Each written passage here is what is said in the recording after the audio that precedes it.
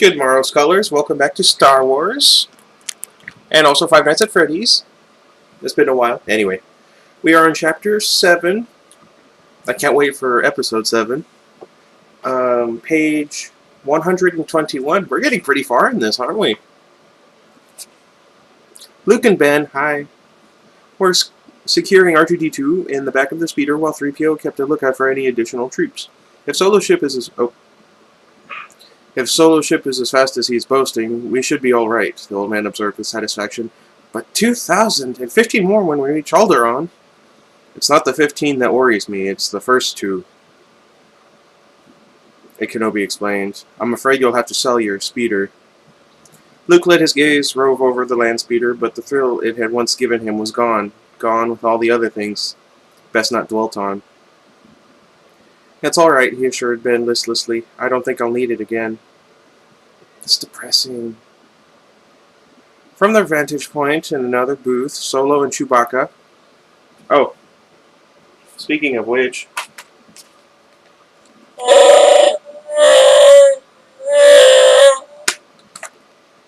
I should have used that yesterday when Chewbacca showed up, but, you know. Oh well. The two of them gave the Corellian a lingering glance. Wait, what? In another booth, Solo and Chewbacca watched as the Imperials strode through the bar. There we go. Two of them gave the Corellian a lingering glance. Chewbacca growled once, and the two soldiers hurried their pace somewhat. Only a Wookiee could intimidate stormtroopers that way, I imagine. Solo grinned sardonically, turning to his partner. Chewie, this charter could save our necks. 17,000. He shook his head in amazement. Those two must be really desperate. I wonder what they're wanted for, but I agreed, no questions. Admittedly, it would be great to know. I love asking questions. Never stop asking questions, because that's the only way you're going to learn anything. Especially you young ladies out there. You have so much potential. Anyway, I'm getting distracted. They're paying enough for it. Let's get going. The Falcon won't check itself out. Going somewhere, Solo? Wait a minute.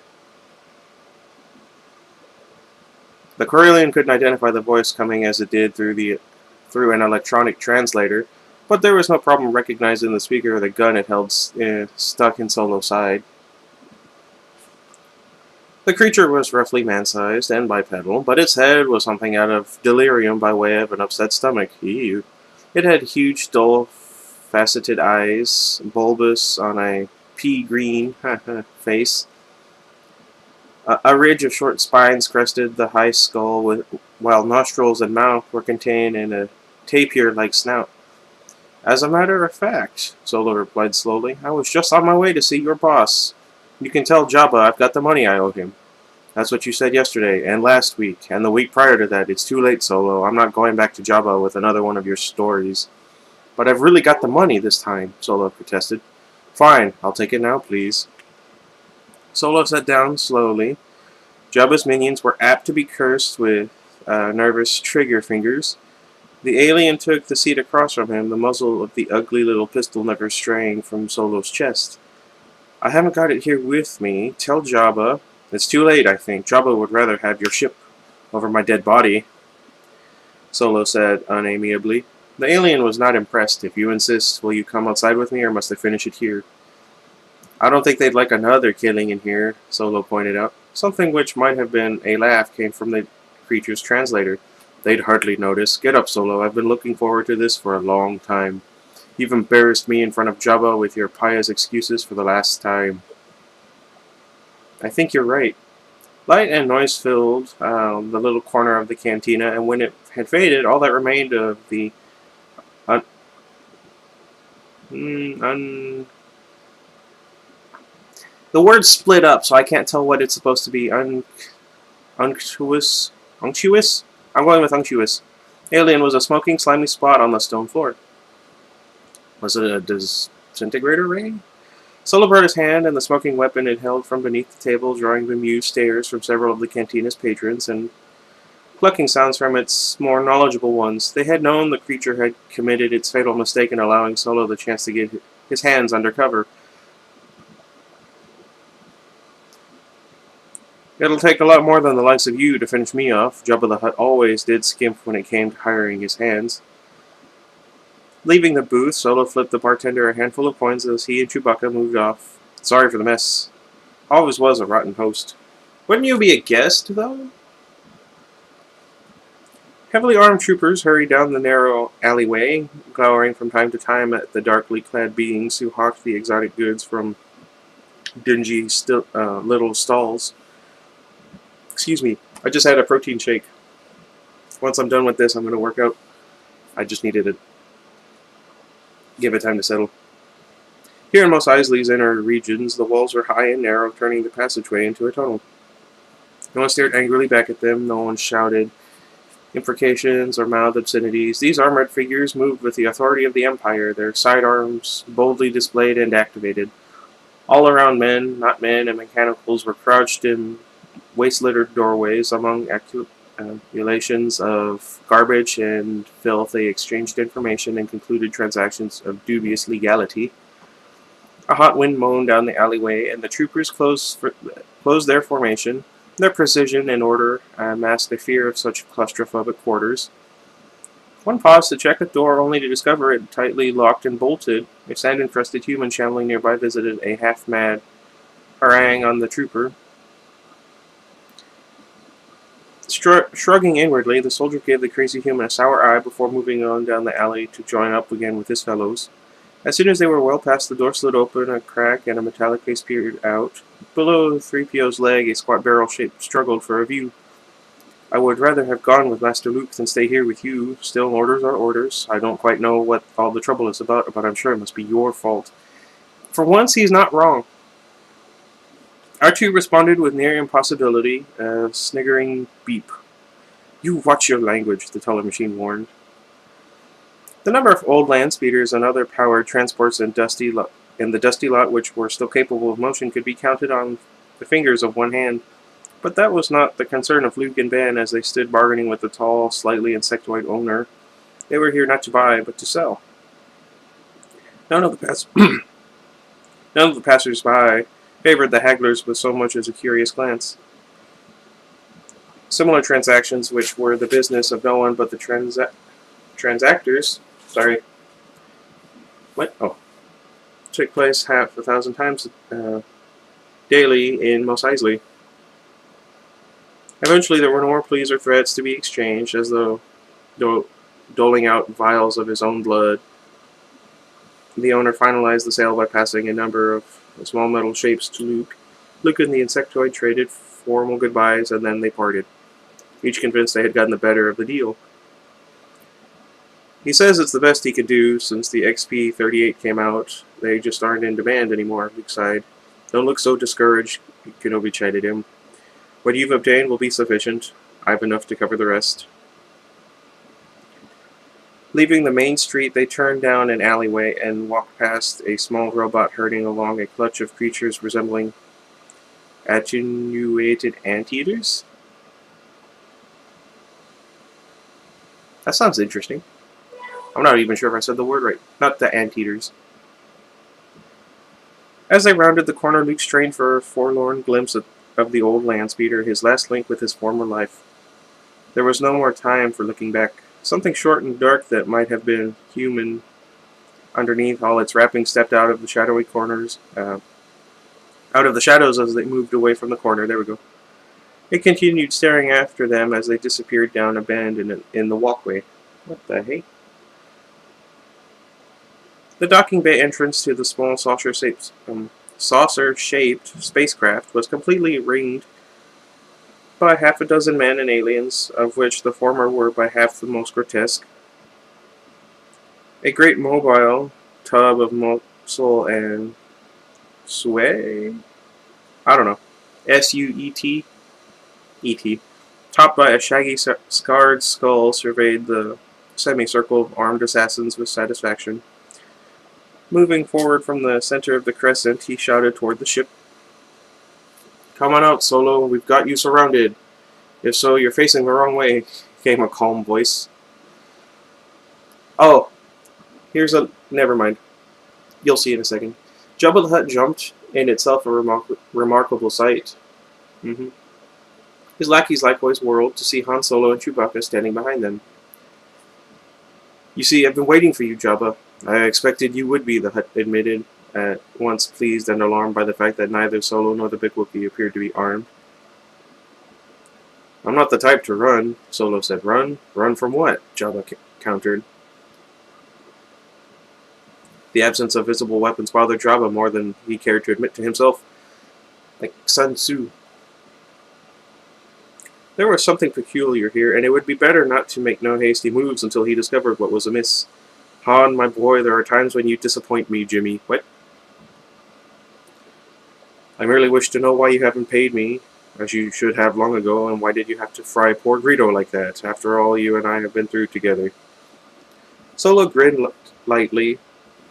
"Shove it, Jabba. There just isn't enough sentiment in your body to warm an orphan bacterium.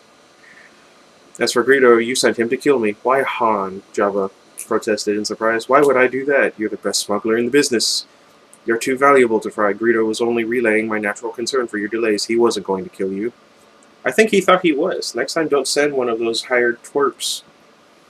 If you've got something to say, come see me yourself." Jabba shook his head, and his jowls shook, lazy, fleshy echoes of his mock sorrow. "Han, Han. If only you hadn't had to dump that shipment of spice. You understand, I just can't take an exception. Where would I be if every pilot who smuggled for me dumped his shipment at the first sign of an Imperial warship, and then simply showed empty pockets when I demanded recompense? It's not good business. You can't be generous and forgiving, not to the point of bankruptcy." He's got a point. Got a point. "You know, even I get bored it sometimes, Jabba. Did you think I dumped that spice because I got tired of its smell? I wanted to deliver it as much as you wanted to receive it." "What?" "I had no choice." Again, the sardonic smile. "As you say, I'm too valuable to fry, but I've got a charter now, and I can pay you back, plus a little extra. I just need more time.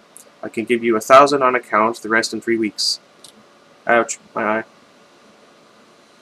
And then I hit the microphone. I'm stupid. The gross form seemed to consider, then directed his next words not to Solo, but to his hirelings. "Put your blasters away." His gaze and a predatory smile turned to the wary Corellian. "Han, my boy, I'm only doing this because you're the best, and I'll need you again sometime. So out of the greatness of my soul, and a forgiving heart, and for a little extra, say 20%, I'll give you a little more time." The voice nearly cracked with restraint. "But this is the last time. If you disappoint me again, if you trample my generosity in your mocking laughter, I'll put a price on your head so large you won't be able to go near a civilized system for the rest of your life. Because on every one, your name and face will be known to men who will gladly cut your guts out for 1/10 of what I'll promise them." "Yeah. I'm glad we both have my best interests at heart," replied Solo pleasantly, and he and Chewbacca started past the staring eyes of the Hutt's hired guns. "Don't worry, Jabba, I'll pay you, but not because you threaten me. I'll pay you because it's my pleasure." Wow. Never mind.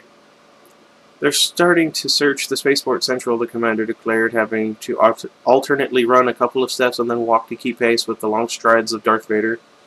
The Dark Lord was deep in thought as he strode down one of the battle station's main corridors, trailed by several aides. "The reports are just starting to come in," and the commander went on. It's only a matter of time before we have those droids. Send in more men if you have to, never mind the protests of the planetary governor. I must have those droids. It's her hope of that data being used against us in that pillar of her resistance to the mind probes." "I understand, Lord Vader. Until then, we must waste our time with Governor Tarkin's foolish plan to break her."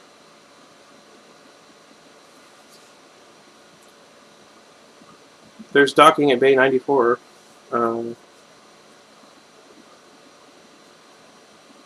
There's docking Bay 94, sorry.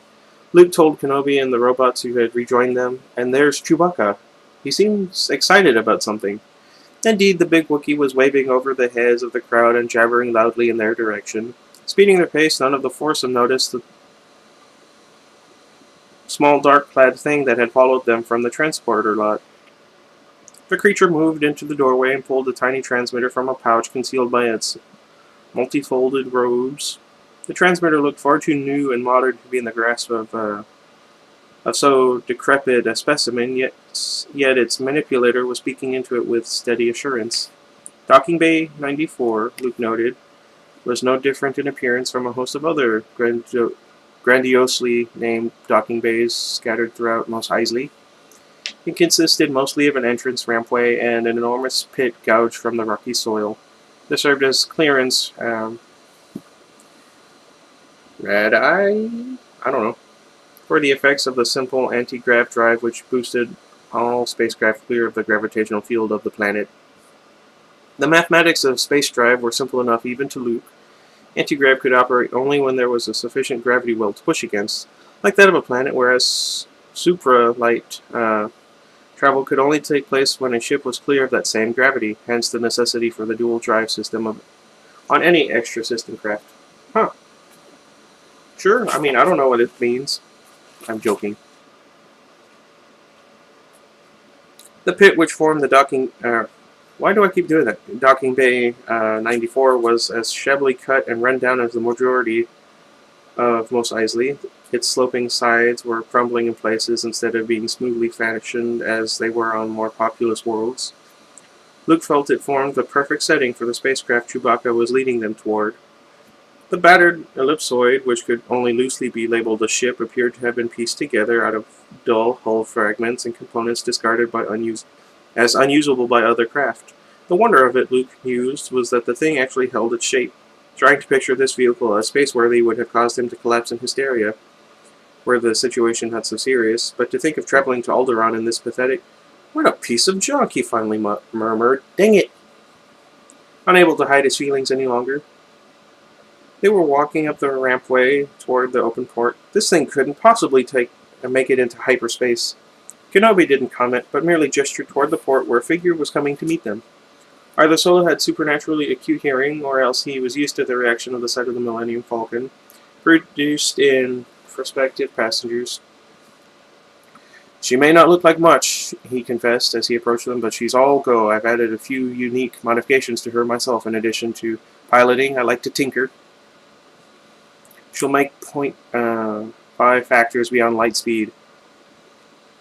Luke scratched his head as he tried to reassess the craft in view of its owner's claims. Either the Corellian was the biggest liar this side of the Galactic Center, or there was more to this vessel than met the eye. Transformers. Luke thought back once more to old Ben's admonition. Sorry. When words are hyphened between because they're skipped, it's harder for me to read them.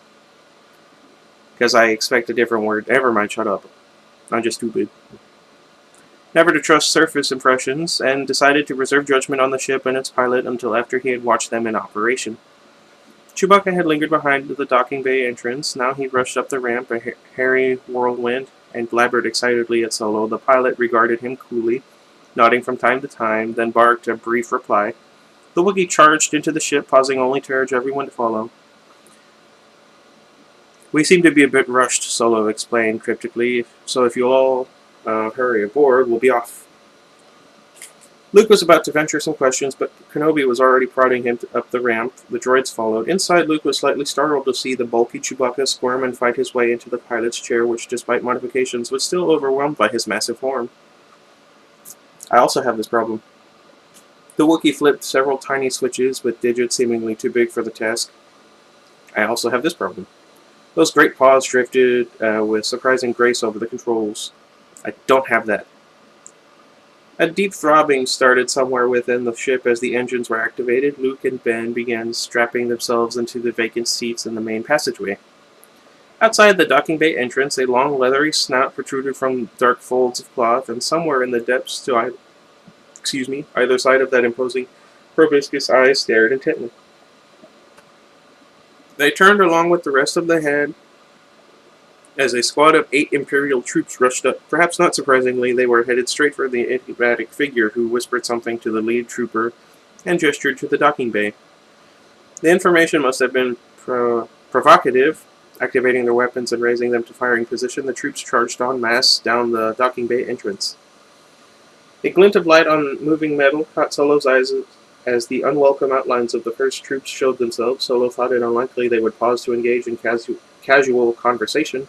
His suspicion was confirmed before he could open his mouth to protest their intrusion. As several dropped to their knees and opened fire on him, Solo ducked back inside, turning to yell forward. Chewie, deflector shields, quick, get us out of here. A throaty roar of acknowledgement came back to him. Drawing his own pistol, Solo managed to snap off a couple of bursts from the comparative safety of the hatchway. Seeing that their quarry was neither helpless nor comatose, the exposed troopers drove for cover. There's tacos in the kitchen. Could we be any more stereotypical at this house? I'm so sorry.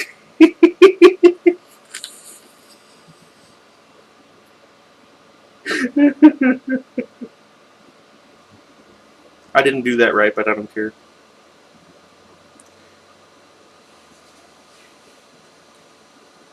The low throbbing rose to a whine and then to a deafening howl as Solo's hand came down on the quick release button. Immediately, the overhead hatch cover slammed shut. As the retreating troops raced out of the docking bay entrance, the ground was trembling steadily. They ran smack into a second squad, which had just arrived in response to the rapidly spreading emergency call. One of the soldiers, gesticulating, there we go, wildly tried to explain that the newly arrived ranking officer, or to the newly arrived ranking officer, what had happened back in the day. As soon as the panting trooper had finished, the officer whipped out a compact communicator and shouted into it. Flight deck, they're trying to escape. Send everything you've got after this ship. All across Mos Eisley, alarms began to sound, spreading out from Docking Bay 94 in concentric circles of concern. Several soldiers were scouring one alleyway, reacted to the citywide alarm at the same time as they saw the small freighter lift gracefully into the clear blue sky above Mos Eisley. It shrank into a pinpoint before any of them thought to bring a weapon to bear. Luke and Ben were already undoing their acceleration straps as Solo passed them, moving toward the cockpit with the easy, loose-limbed stride of the experienced spacer. Once forward, he fell rather than sat into the pilot seat and immediately began checking readouts and gauges. In the seat next to him, Chewbacca was growling and grunting like a poorly tuned speeder engine. He turned from studying his own instruments long enough to jab a massive finger at the tracking screen. Solo gave it a quick glance and then turned irritably to his own panel. I know. Looks like 2, maybe 3 destroyers. Somebody certainly dislikes our passengers. Sure picked ourselves a hot one this time. Try to hold them off somehow until I can finish the programming for the super light jump. Angle the deflectors for maximum shielding. With those instructions, he ceased conversing with the huge Wookiee as his hands flew over the computer input terminals. Solo did not even turn around when a small cylindrical shape appeared in the doorway behind him. R2-D2 beeped a few remarks and scurried away. Rear scanner showed that the baleful lemon eye of Tatooine shrinking rapidly behind them. It wasn't rapid enough to eliminate the 3 points of light that indicated the presence of the pursuing Imperial warships. Although Solo had ignored R2, he turned to acknowledge the entrance of his human passengers. We've got 2 more coming in from different angles, he told them, scrutinizing the remorseless instrumentation. They're going to try and box us up before we can jump 5 ships. What did you 2 do to attract that kind of company? Can't you outrun them? Luke asked sarcastically, ignoring the pilot's question. I thought you said this thing was fast. Watch your mouth, kid, or you'll find yourself floating home. There's too many of them, for one thing. But we'll be safe enough once we made the jump into hyperspace, he grinned knowingly. Can nobody track another ship accurately at super light speeds? Plus, I know a few tricks that ought to lose any persistent stick-tights. I wish I'd known you boys were so popular. Why? Luke said challengingly. Would you have refused to take us? Not necessarily, the Corellian replied, refusing to be baited. But I sure as hell would have boosted your fare. Luke had a retort poised on his lips. It was wiped out as he threw up his arms to ward off a brilliant red flash which gave the black space outside the viewport the temporary aspect of the surface of a sun. Kenobi and Solo and even Chewbacca did likewise, since the proximity of the explosion was nearly overrode the phototropic shielding. Here's where the situation gets interesting, Solo muttered. How long before you can make the jump? Kenobi inquired easily, apparently unconcerned that at any second they all might cease to exist. We're still within the gravitational influence of Tatooine, came the cool response. It'll be a few minutes yet before the navigation computer can compensate and effect an accurate jump. I could override its decision, but the hyperdrive would likely shred itself. That would give me a nice hold full of scrap metal in addition to you four. A few minutes, Luke blurted, staring at the screens. At the rate they're gaining. Traveling through hyperspace isn't like dusting crops, boy. Ever tried calculating a hyperspace jump? Luke had to shake his head. It's no mean trick. Be nice if we rushed it and passed right through a star or some other friendly spatial phenomenon like a black hole. That would end our trip real quick. He's got a good point. Fresh explosions continued to fare close by, despite Chewbacca's best efforts at evasion. On Solo's console, a red warning light began to flash for attention. What's that? Luke wondered nervously. We're losing our deflector shield. Solo informed him with the air of a man about to have a tooth pulled. Better strap yourselves in. We're almost ready to make the jump. It could get bad if we take a near burst at the wrong moment. Back in the main hold area, 3PO was already locked tightly into his seat by metal arms stronger than any acceleration straps. R2 swayed back and forth under the concussion produced by increasingly powerful energy bursts against the ship's deflectors. Was this trip really necessary? The tall robot muttered in desperation. I'd forgotten how much I hate space travel. He broke off as Luke and Ben appeared and began strapping themselves into the back of their chairs. What? Back into their chairs. There we go. Oddly, Luke was thinking of a dog he had once owned when an immensely powerful something wrenched at the ship's hull with the strength of a fallen angel. I would probably also think of a dog that I once had. I had quite a few growing up. Not really. In fact, it's only just now that I have. Never mind. Admiral Mahdi entered the quiet conference room, his face streaked by the linear lights lining the walls. His gaze went to the spot where Governor Tarkin stood before the curved view screen, and he bowed slightly despite the evidence of the small green gem of a world entered in the screen. He formally announced, "We have entered the Alderaan system. We await your order." The door signaled, and Tarkin made a falsely gentle gesture to the Admiral. "Wait a moment yet, Mati." The door slid aside, and Leia Organa entered, flanked by two armed guards, followed by Darth Vader. "I am," Tarkin began. "I know who you are," she spat. "Governor Tarkin, I should have expected to find you holding Vader's leash. I thought I recognized your unique stench when I first was brought aboard." "Charming to the last," Tarkin declared in a fashion which suggested anything but charmed.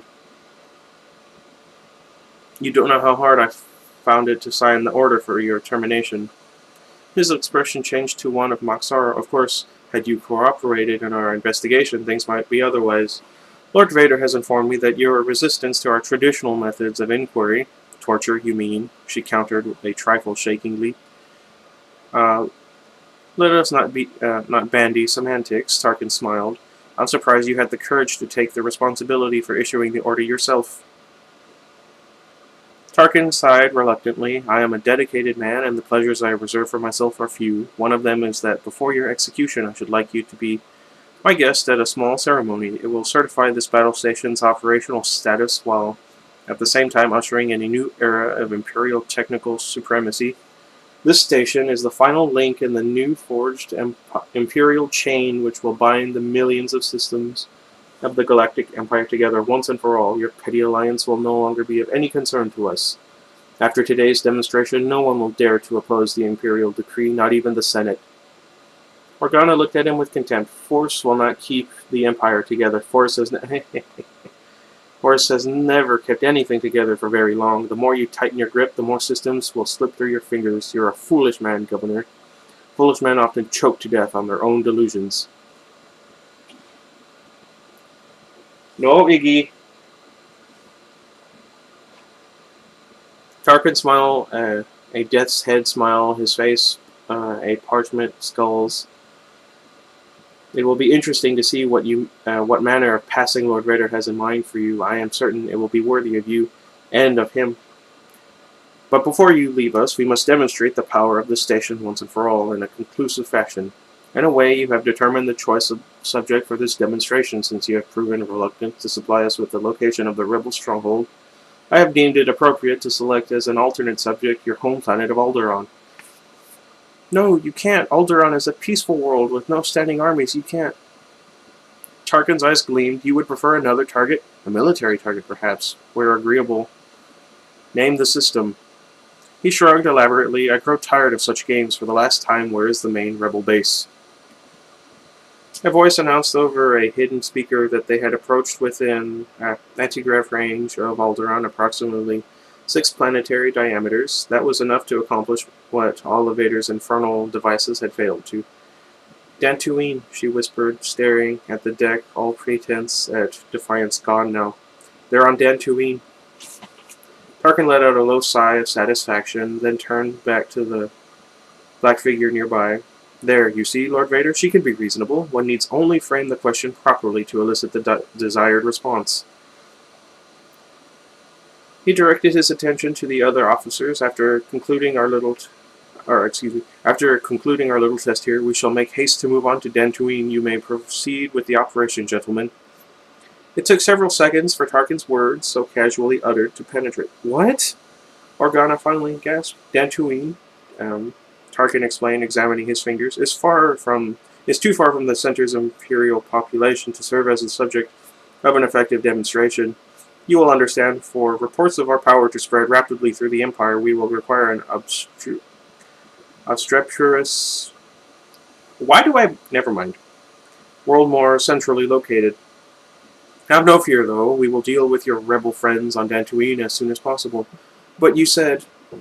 Organa started to protest. The only words which have meaning are the last ones spoken, Tarkin declared cuttingly. We will proceed with the destruction of Alderaan as planned.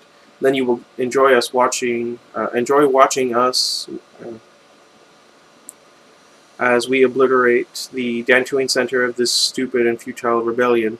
He gestured to the 2 soldiers flanking her. Escort her to the principal observation level and, he smiled, make certain she is provided with an unobstructed view. What do you guys think? Things are getting pretty tough. I'm pretty sad. I'm very worried. If you guys remember what's about to happen in from the movie, let's see how different it is in the book. Anyway, before I ramble on for 2 more minutes, I'm going to go ahead and end this episode here. I may only have 1 episode up today. I haven't decided. But anyway, until next time. Goodbye, everybody.